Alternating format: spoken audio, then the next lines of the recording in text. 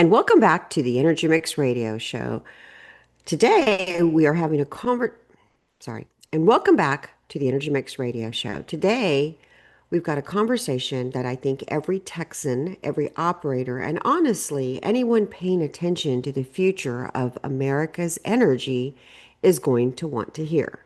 We're talking about the issues shaping the oil and gas right now, from grid reliability to infrastructure to oil field theft, work shortages, and AI driven power demand, and the future of Texas energy leadership. Now, there's a lot of noise out there, and when it comes to energy policy, today we are sitting down with one with Today, we are sitting down with someone who has spent his career not just talking about the industry, but actually working in it. Chairman Jim Wright of the Texas Railroad Commission brings decades of hands-on oil field experience into one of the most important regulatory positions in the country. And we are going to get his perspective on where Texas energy stands today and where it needs to head next.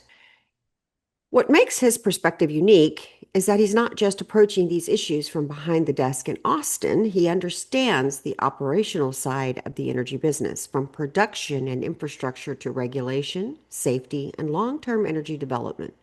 With Texas continuing to lead the nation in oil and gas production while also facing growing demand like grid reliability, water management, workforce shortages, and infrastructure expansion, Chairman Wright has been at the center of many of these conversations shaping the energy future. Chairman Wright, thank you for joining me on today's show. Thank you, Kym. It's always a pleasure to be here. I say often, your Energy Mixx Radio Show has been something that I really enjoy doing. I really am proud of you for doing all the things that you're doing and making sure that our energy is not only kind of straight up on everybody's mind, but making sure that we're successful in the goals that we're trying to achieve and what that provides for everybody, not just in Texas, but in our nation. So thank you very much, Kym, for all you're doing. I appreciate you saying your kind words. You know, Chairman Wright, there is a lot going on. And there's so much chatter. It's almost hard for me when I was trying to prepare for the show to look at this of there's so much to discuss. There's so much happening when we talk about energy and here in Texas, and I'll give some examples to the listener. First, we could look at all the data centers that are going in, the expansion. We could talk about water usage, which is probably the new gold. There's oil field theft and a task force that you created. I want to talk about all of this, but it's kind of to a pitch point to me that it's where do we even begin? And I think I want to begin with helping the listeners understand this agency, the Railroad Commission, even though you all do not regulate railroads at all, is got to be one of the most important and critical agencies we have in Texas, just because of the sheer volume of energy that you all regulate. Because it's not just oil and gas, we're talking about pipelines and other things that you guys regulate.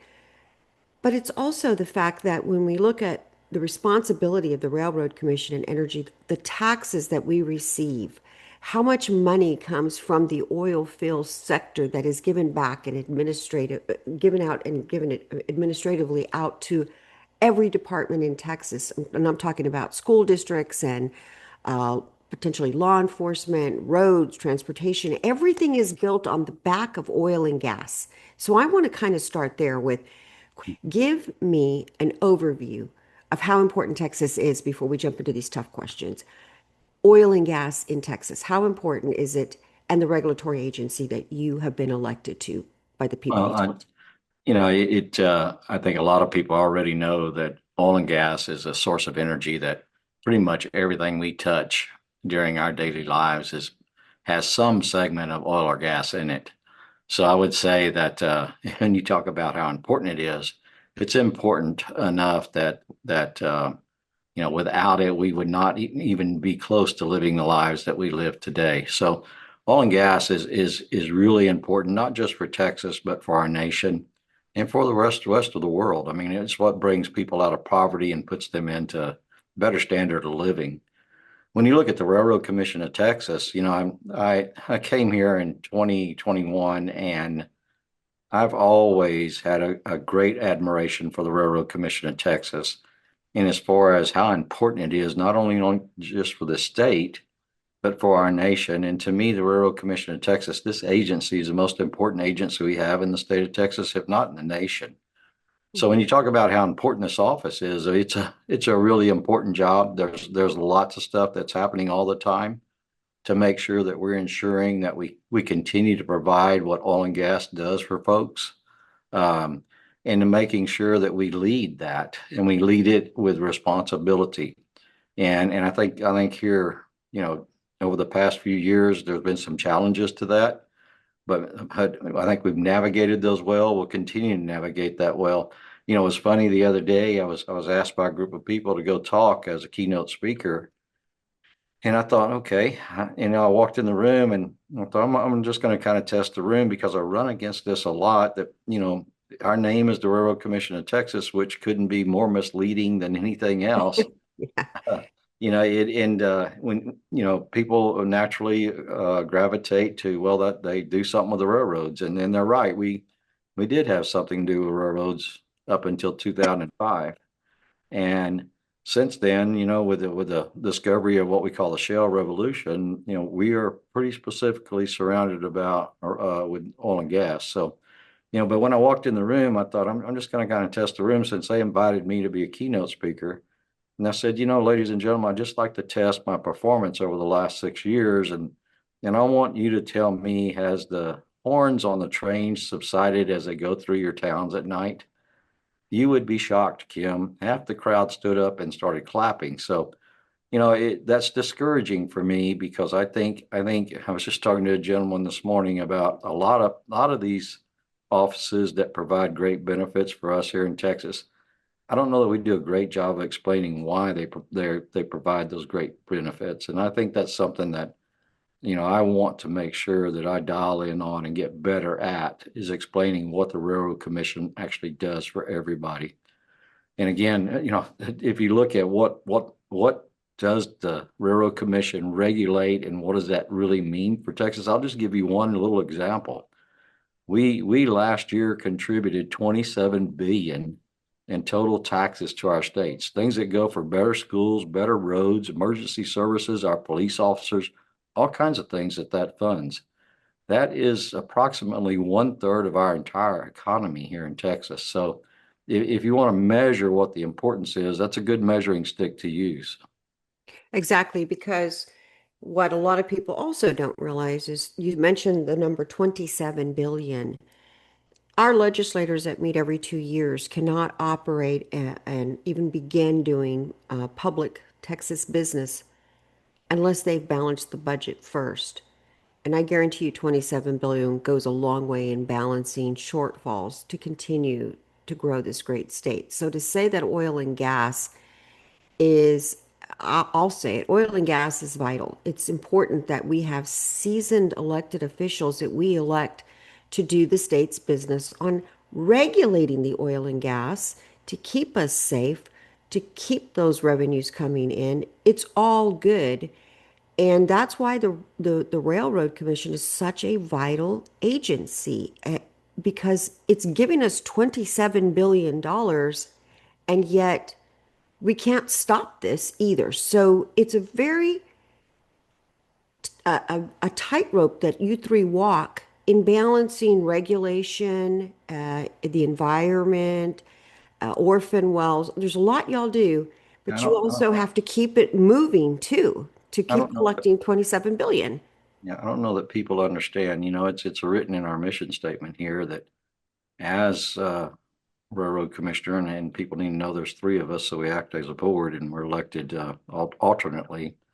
But our mission statement says that we're responsible for the safety of those industries that we regulate. Number one. Number two, we're responsible to ensure that they are protective of the environment. Those industries that we regulate. And then you got this third one that says we're also responsible to ensure the economic vitality of those industries that we regulate. If you think about that, that's a really tough job. And I don't know that people really realize how difficult that is. to Yeah, make all three of those things happen. And you're right. To make those things happen, it takes somebody with a pretty strong background and experience in those industries that this organization actually regulates, which is, like I said before, the majority of that's oil and gas production, but we also do pipelines, we do coal, we do uranium, we do delivery to every house whenever it comes to natural gas that you use every day in your home for heating and cooking. So, we have a lot of things that's going on here. And in addition, kind of the unspoken thing that we're responsible for is to make sure in trying to achieve that economic vitality of those industries that we regulate, that we defend those political swings that we see. We just had a Biden administration, which was a perfect example. The fights that we had to do to make sure that they understood how important oil and gas was for this nation when their main mission was to actually shut it down. right. So, and I'm very proud of what the Railroad Commission did to make sure that we upheld and we continued that success during that administration. Now with the Trump administration, we've got some great things going on, but they're meticulous and in how to make sure that we capture and benefit from all the opportunities we see today. And that's something I'm very cognizant of. I'm working very hard to do to make sure that we not only stay energy dominant in this country, but we remain to be the energy leader of the world. I like to say this all the time that my goal for Texas is to have people saying that all crude oil flows through Texas. Yeah, I want to be the leader. I want to be the one that has reliable products for those that need oil and gas to have a better lifestyle. Absolutely. Jim, let's take a quick break. When we return, we're going to get back on this topic. I want to cover oil field theft, the task force, oil field waste, disposal, water management, orphan wells, grid reliability. We are going to get into it all in the show. We're taking a quick break. You're listening to the Energy Mixx Radio Show. We'll be right back. And we're back. You're listening to the Energy Mixx Radio Show. My guest today is Chairman Jim Wright of the Texas Railroad Commission. Now, Commissioner Wright, or sorry, excuse me, Chairman Wright, um, I want for you to talk a little bit about something that is fairly new, something that kind of caught me by surprise when I first heard it a couple of years back. It's something that's called oil field theft and how it became such a problem that our elected officials had to look at it and change some laws to protect thieves that are working to steal oil field stuff. Explain what was the problem, explain the solution, and also explain how did the Railroad Commission help our elected officials understand what's the problem out there that they had to change the law to help protect the resources here in Texas. I think for the general public to understand today, the oil and gas industry in Texas actually produces about 6 million barrels of crude oil every day. You know, And we on a global stage, how big is that significantly now? we are the world's leader today. The U.S. is. We're the biggest production. We overcame OPEC and all of the other people throughout the world that produce net oil today. But with that, it's put us in a lot of different places, especially here in Texas, and a lot of those places are remote.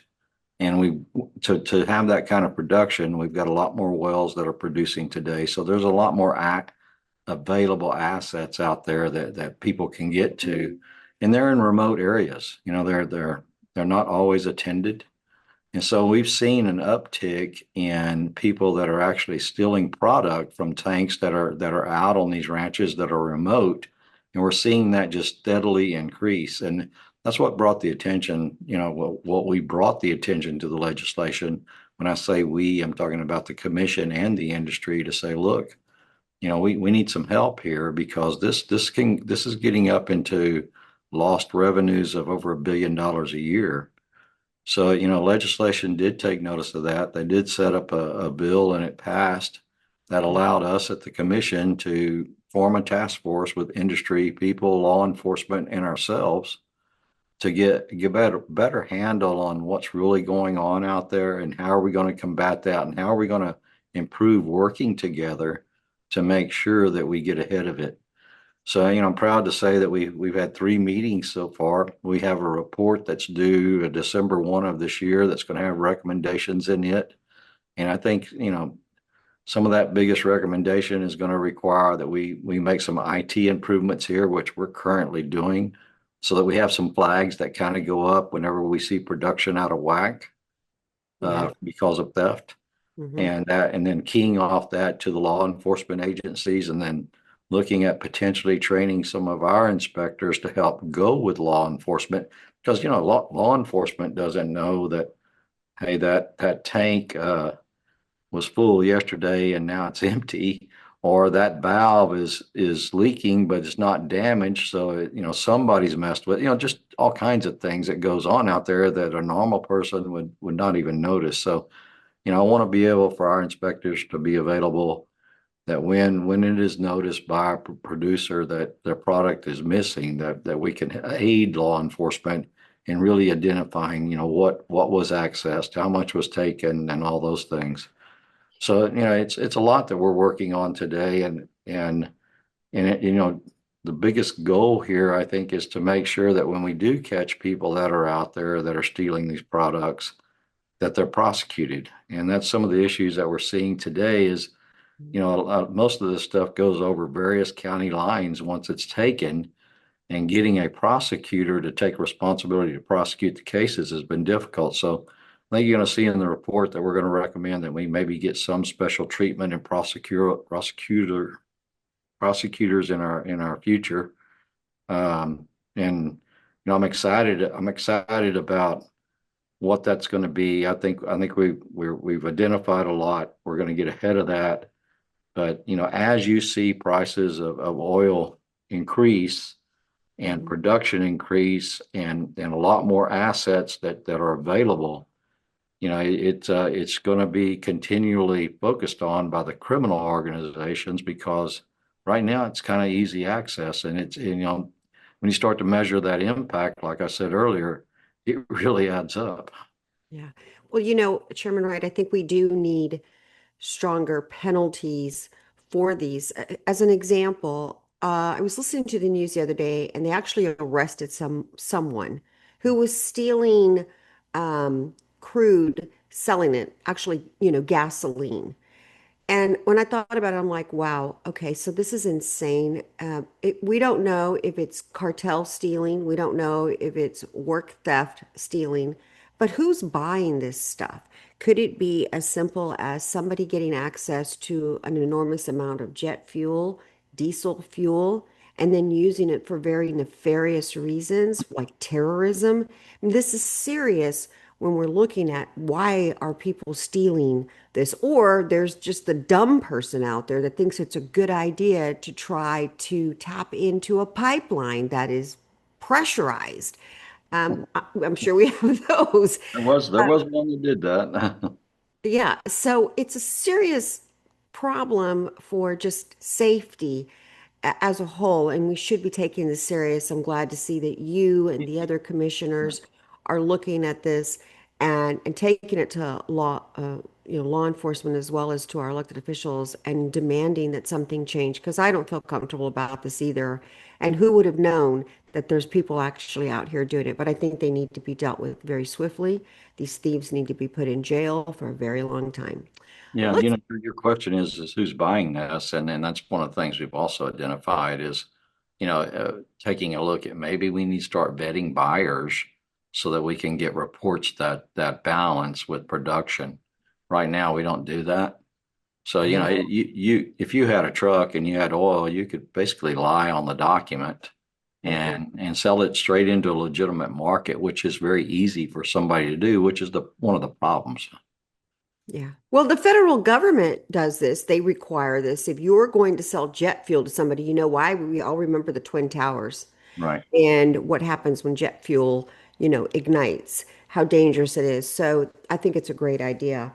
And safety is important. But, so is also Chairman Wright. There's been a lot of discussion in recent years of I want to run for the Railroad Commission because I want to loosen regulations up, or that's too heavy-handed, or I want to focus on removing the regulations that the commissioners have set in place that might, let's say, water and how they're injecting it into the ground, which you guys have studied with seismologists to create areas where it's safe to do it to minimize earthquakes. These laws that are in place that you guys are placing actually not just protect the industry to not overregulate, but to the community as well. And so I see the railroad body as of right now a very structured, well balanced agency that doesn't just think about oil and gas. They think about the community, they think about the people that put y'all in office and the safety required. And that's not easy to balance both. When we come back, I want to talk about oil field waste, disposal, and water management. You're listening to the Energy Mixx Radio Show. We'll be right back. And we're back. You're listening to the Energy Mixx Radio Show. My guest today is the chairman of the Texas Railroad Commission, Chairman Wright. One issue before the break that I started to discuss is really water management, disposal and disposal wells, oil field waste. One of the issues that keeps coming up is produced water. The Permian Basin produces tons of produced water. Disposable wells are also a discussion I want to get into, and concerns, Chairman Wright, about seismicity activity and what operational changes or technology improvement has the Railroad Commission to better manage disposals while still protecting production and local communities. That's important, Chairman Wright, to balance both. And anyone that's talking about deregulation, I think I would really want to know more before I supported that, because it seems like it's a good balance right now. Well, Kim, here's a good perspective to put that in, and I'll kind of answer it starting out with a question. Any business that wants to be successful has got to be responsible in what they do, That's and right. and without that, you're not going to be successful. And I look at people whenever they say, "Let's roll back regulations." I don't think they have even a remote clue of how Why things. are we rolling it back though? To whose benefit? To the operator, to the person that's in Yeah, business? yeah, Isn't that the license to do business? Is that's the cost? that yeah, you have to do it responsibly, and when I hear that, I think to myself, would you take your two kids and put them in the back seat, and you yourself get in the back seat of a car and take a cinder block and just throw it in the front seat where it lands on the foot feet and expect to go from San Antonio to Austin safely? That's what you're essentially saying is, there's no responsibility to that, and I can promise you, you're not going to make it from San Antonio to Austin without having a major problem doing it that way. So that's kind of the perspective here that, it's a very technical balance to have responsibility and to make sure that we continue the economic successes that we're seeing. And that's always been my goal since I've been here. And it's not an easy thing to do, but to be irresponsible to say, we can roll back our regulations and not impose those on the one, you're asking for a quick death to a product, to an industry that is basically what Texas is founded on. This is how I see it is, a lot of people are opposed to AI data centers because of the water. It's a balancing act, folks, and it's similar to this. We all love our children. And I think we love the car companies now, Ford, Chevy, that now, thanks to technology, they're better assisting these young drivers through on their mirrors. They have lights that help them see there's a car next to them. There's technology that if they're driving too fast and they're going to run into the back of another car, it's going to stop and brake for them. These are these are Yeah, but extra. those lights on those mirrors are not on there and work part of the time. They've got to have some regulation to them that they ensure that safety for the people that are driving those cars and the Exactly. people that are on those cars. So it's kind of the same perspective of So what. who would want to take these off for the young drivers or our children that are in it helps them drive better and they're safer. So when we to take those off now, I don't think you'd get one parent to say, "Yeah, let's remove these off of the mirrors. We don't need these lights." Uh, I want to keep them on there because I feel safer that my child is driving, a young driver. I feel safer with these things on there. It's the same thing. We shouldn't be looking at removing possible regulation unless we understand really why. And that's kind of my first thing. So, concerns about seismicity. Can you explain that to us in disposal wells and You, you, what is you causing the You problem brought there? it up a little bit earlier, and one thing I'm really proud about in Texas is, to me, Texas is the one state in the nation that's very business friendly. Texas is the one state in the nation that people want to come to because of the jobs availability and what those jobs pay. I mean, I couldn't have more pride in being a big part of that in my time here. And when you say what are we facing in seismicity and those kind of things, those are the growing pains that I see in our success in Texas. And you spoke about it earlier about AI data centers, and people are concerned about their water usage. And just to make sure that I set the record straight, the Railroad Commission has no authority over regulating AI data centers, but we are concerned about water. And you just brought it up in a perspective of seismicity. But I think it's important that people know AI data centers. From what I'm learning, they don't just continually use a fresh source of water for their cooling needs. It's a closed loop system. It's kind of Yeah. like the radiator on your car. Hmm. It recirculates that. It runs it through a cooling coil, and it dissipates. You'll have to add antifreeze now and again to it, but that's the same thing that I'm seeing on the AI data centers. But you're Absolutely. Yeah. Chairman Wright, let me just, we're up against a hard break. We will pick this up on the back end. You're Okay. listening to the Energy Mix Radio Show. We'll be right back. And we're back. You're listening to the Energy Mix Radio Show. My guest is the chairman of the Texas Railroad Commission, Jim Wright. Sir, I want to put you right back on the topic because we were talking about the data centers, the water, and it's a closed system. So, public, what they're getting is, oh, data centers are going to make the situation worse with water. You just said not necessarily so. Even though you all do not manage data centers, you all do, in some ways, manage water. So continue on with what you were saying, how you I, all. I think people should be aware too. Like I said earlier, today we're producing about 6 million barrels of crude every day coming out of Texas. And when you think about it, you drill a hole in the ground, and you've got natural gas, you've got crude oil, but there's one other thing that comes up alongside that, and that's water. Mhm. And I'll put that in an even deeper perspective. For every barrel of crude that we produce, on the average, we get about 5 barrels of that water that comes alongside it. So if we're doing 6 million, and you times that times five, that's 30 million barrels of water we have a day. That's a lot of water.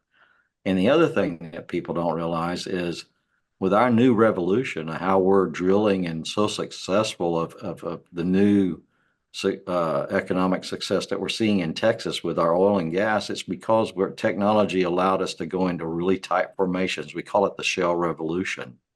And it's also referred to as unconventional drilling. But what that all means is that water that's coming out of those tighter formations, there's no technology available today to necessarily return it back into that same formation. So we're having to put it in different formations from where it didn't come from. And we call that either deeper injection, which is below that producing formation, or shallower injection, which is above that producing formation.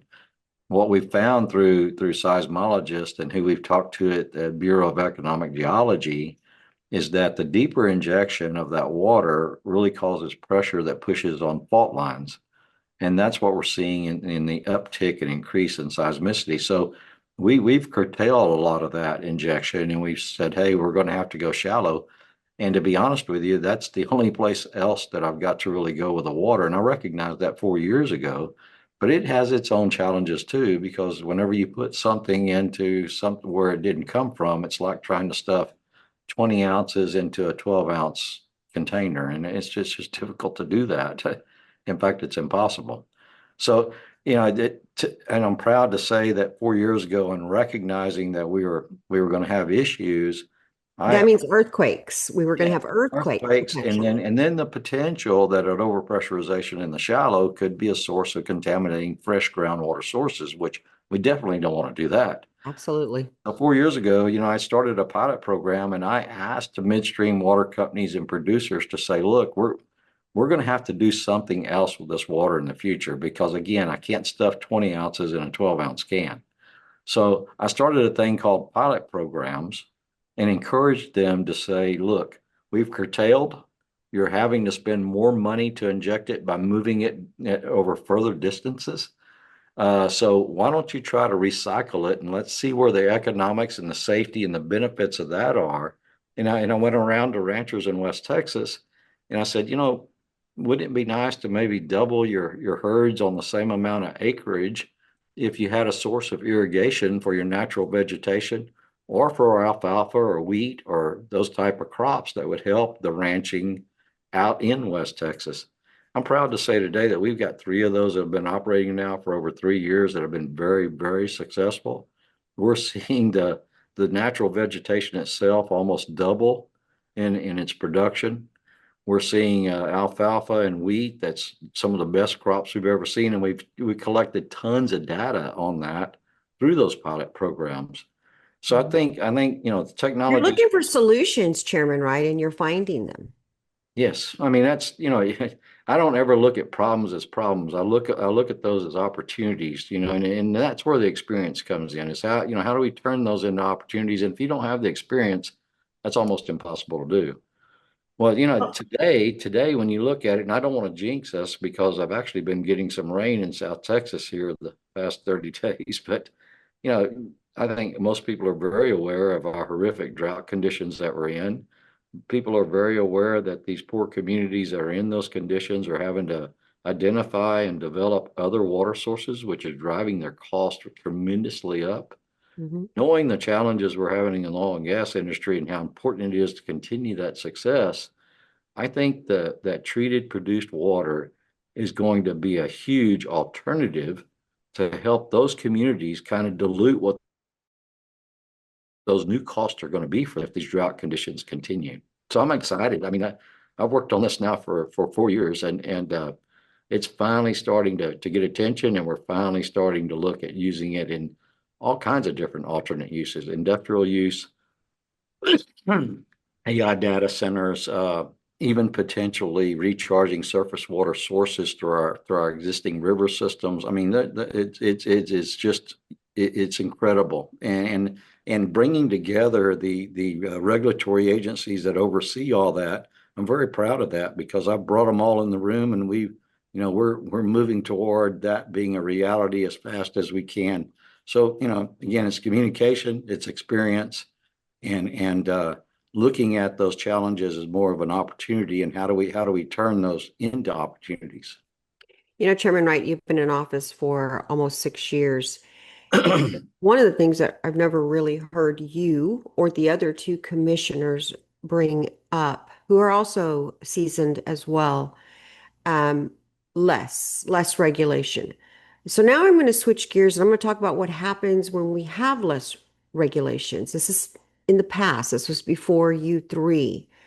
We have something that is known as orphan wells and a cleanup process or progress that I'd like for you to get us caught up on. But I want to mention to the listeners, we have all of this because we didn't have good oversight. We didn't have really strict, stern regulation. And now we have a lot of orphan wells that what agency is responsible for cleaning it up? The Texas Railroad Commission. This is an example, Chairman Wright, of what I see as lack of regulation that we probably wouldn't be in this situation if we had way back in the day. Again, this is not y'all, and I'm not blaming anybody specifically, but this is where I don't like talk about removing regulation. Yeah, We have it's orphan wells. You got 1 minute to set it up, and when we come back from break, it's we'll important that explain people what you're understand doing. how that even evolved and how we got to where we are today. And I think that would be good to talk about when we come back because it is important. And it seems to be on everybody's mind here in Texas. So I really want to try to explain how we got here, what we're doing now to make sure we remedy it. And I guess before we go to break, I just want to remind everyone listening that I, again, I've been fortunate to have this job for 14 years, so I've met quite a few railroad commissioners. And I've never really heard any commissioner saying we need less regulations. Not any, and this goes back to when Commissioner Porter was there. We had Commissioner Sitton, Chairman Craddock, Chairman Wright, and then Christian. Mhm. I don't hear that. And yet, I do read the newspaper and see that orphan wells are completely off the rails and over budget. We're having to pay some of that, what, billions, 27 billion in fixing something that happened so long ago because we didn't have regulations. So A good let's point. take a quick break. When we return, I'm going to have you explain the orphan well problem and what's the solution. You're listening to the Energy Mixx Radio Show. We'll be right back. And we're back. You're listening to the Energy Mixx Radio Show. My guest today is Chairman of the Texas Railroad Commission, Jim Wright. Sir, before the break, I brought up less regulation to me doesn't sound good. Anyone who wants to sit in or be elected to this office needs to have a very level way of looking at things. Regulations matter. And to my point, can you please explain to us what orphan wells are and the cleanup progress that we're having to do because we didn't have enough regulations? I always say this often, but everybody knows that hindsight's 2020. And when you look back, whenever we discovered oil in 1901 and what oil started to be used for, and as we started to acknowledge the huge benefits that oil and natural gas provided for us, we had to do something to try to encourage people to really take a high risk. And there's a lot of businesses out there that do involve risk, but oil and gas, I would say, is pretty much at the top of the list for a person to go out and spend capital to poke a hole in the ground and hope that they hit a reservoir that will produce oil and gas so that they're not, they're not going broke. So the Railroad Commission takes its directives a lot from legislative action. And way back then, to encourage people to want to get in the oil and gas industry, legislation set bonding requirements to go back just in case they didn't hit and they went broke, to have enough money there uh, to plug those wells and make sure they were done responsibly. Well, that's been, I don't know, 50s, maybe 40s, whenever that was done, a long time ago. Uh, and so the regulation was we're going to set those bonding amounts cheap because we need those bigger risk takers to go out and we need to produce more oil and gas because of the huge benefits that that's providing for everybody in everyday's life and society. And so that's today as a result of that legislative action. We just kind of did not focus on where we are, how times have changed, and that money that they set up in that legislative priority, which essentially was not very much. It doesn't even begin to cover the cost to plug a well today. And we are still attracting what I call wildcatters. And a lot of those people today are picking up some of these older wells that they just can't make it with, and they end up going bankrupt, and then they fall back to our lap here at the Railroad Commission, which then we use taxpayer dollars to go out and try to plug, and they just seem to be amassing themselves. It was probably 4 years ago whenever I started really talking about that and saying, look, we just keep getting more and more, and we got to relook at this and do something to try to figure this out. And how do we balance that? How do we keep people coming to that want to produce oil and gas, and how do we get responsibility there? So, with legislation's help, we came up with a bill this last legislative session, which now requires that any wells that have not produced in 15 years have to be plugged, unless you can show a plan that there is some opportunities for those wells in the future. And you know as well as I do, Kym, and I think most people do, that today's technology with AI and all the things we have access to is just changing dramatically all the time. We've got new opportunities, I think, in a lot of these older wells, such as geothermal. And Hmm. we're gonna need places as we keep growing from an industrial perspective in Texas to put stuff down those wells that maybe can help us push out more oil and gas out of some of these reserves. And that I think goes back more to the perspective of what carbon capture is and what those benefits provide, that a lot of people are not aware that that carbon mixed with salt water kind of creates an acidity that helps wash those rocks, gets them cleaner, and we get more of that product out of that reserve instead of leaving it there and never having the ability to go back and get it. So what I'm saying is there's a lot of opportunities for a lot of these older wells, but there's also a good program now that's going to really take a hard look and say, look, if these wells have not produced in 15 years, you're going to be responsible and do something about them. So I think that will help start curving it, and we'll start seeing a reverse. And what we're having has been going on for years and years and years. And I'm happy that those rules are being developed today, and hopefully by the well, we're going to have to, because we're mandated to have a final rule of exactly what that's going to look like. But knowing that, it's going to take somebody, and I'm proud that I have the experience to look at that with really a microscope, and make sure we're not shutting in wells that have huge opportunities for our future. Absolutely. Yeah. And that's the thing, seasoned versus someone in the office that probably can't understand and comprehend.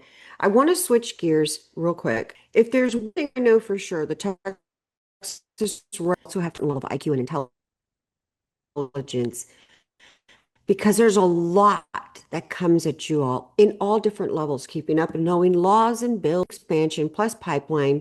There's so much, Chairman Wright, that you all deal with. It's a very hard. It's hard to find somebody that has all these traits and experience. And it's so important. It really matters. And I try to tell voters, this one you need to do your homework on.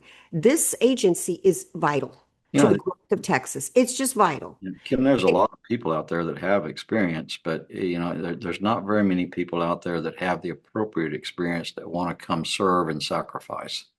You know, yeah, I felt it important. I've been in the oil and gas industry all my life, and that's all I know, pretty much. And I tell people all the time, I'm not a politician. I'm here because this is what I do, and we need to make sure that we make things better and we continue the success that we have. And we've got to have people that are willing to serve to do that. That's a difficult person to find that has those unique qualities. absolutely. Let's talk about data centers. We're seeing an explosive growth in AI data centers across Texas. They're popping up everywhere, and this means massive increases for power demand. Infrastructure, the need is great. How is the commission preparing for long-term energy demands while ensuring that Texas still remains energy dominant, but also safe within the communities? In working with our partners, people like FERC and DOE and other people that can impact the growth in infrastructure, because you just hit the nail on the head. We do have a lot of opportunities in AI data centers, and we need to make sure that we're doing those responsibly also. But that's going to take a coordination with a lot of people. And what I'm seeing today from people that are thinking about that is they're cognizant that we have an electrical problem in Texas. We don't have an abundance of that because of our rapid growth. So most of those AI data centers are now connecting that with peaker plants that can generate electricity that are mostly driven off of natural gas. Well, in working with other agencies like FERC and DOE and EPA, and stressing the importance and having them recognize the importance of how to get those pipelines put in so that we can supply the fuel for those peaker plants is going to be very important. And I think that's hitting on all cylinders right now. I'm excited about that. And then when you look at the water side of that, and the more I dive into what AI datas are, I think people are missing the point there, that I don't think they're going to be quite the water users that people think. Their initial water usage will probably be, pretty good. But like I said earlier, we have a water source today in produced water, treated produced water, that I think is the best alternative for that. We just got to get it to them, and then that requires infrastructure. And without that infrastructure and staying up with demand, that's what we're seeing on the world stage today. You're seeing the bad part of politics and restrictions when it comes to trying to enhance and want to do it responsibly with infrastructure growth. And that has to equal demand. And without it, people suffer. We start paying higher prices. So, Yep. the focus today is how do we improve infrastructure more rapidly so that Hmm. we can balance the market and make sure that we're providing things for Texas that's going to continue Texas miracle. Uh, Absolutely. Chairman Wright, thank you for joining me today. It's been an excellent show. You informed me a lot. Just keep up the good work. Thank you, Thank sir, you, for Kym, joining me and on the thank you show. again. Yeah, thank you for all you do. I appreciate it. We'll talk soon.